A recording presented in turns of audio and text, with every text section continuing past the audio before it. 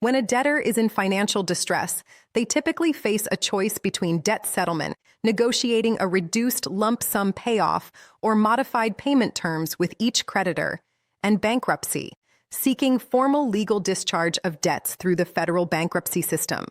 For creditors, each path has different implications for recovery, timing, and legal exposure. Here's how to evaluate the bankruptcy versus debt settlement dynamic from the creditor's side of the table. Debt settlement. A debtor who approaches you with a settlement offer, typically a lump sum for less than the full balance, is offering you more certain, faster recovery in exchange for accepting less than you're owed.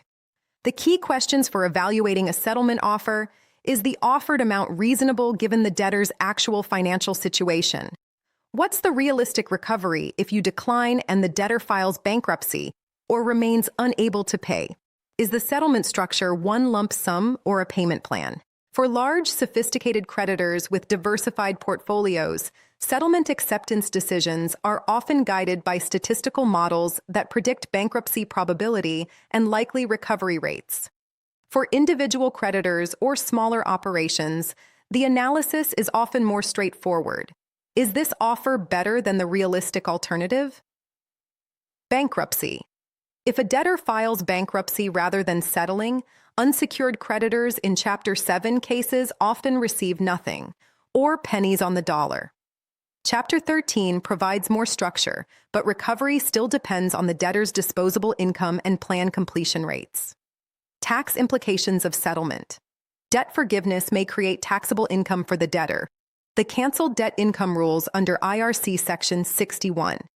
Debtors who settle for less than the full balance may receive a 1099-C for the canceled amount. This tax consequence sometimes makes settlement less attractive to debtors than it appears. Fraudulent transfer risk. If the debtor files bankruptcy shortly after settling with you and you received a preferential payment in the 90 days before filing, the trustee may seek to recover the settlement payment as a preference. Consider this risk when accepting settlement payments from financially distressed debtors. People Locator. Skip tracing helps creditors evaluate debtor financial situations accurately before making settlement decisions. Visit peoplelocatorskiptracing.com to place your asset investigation order.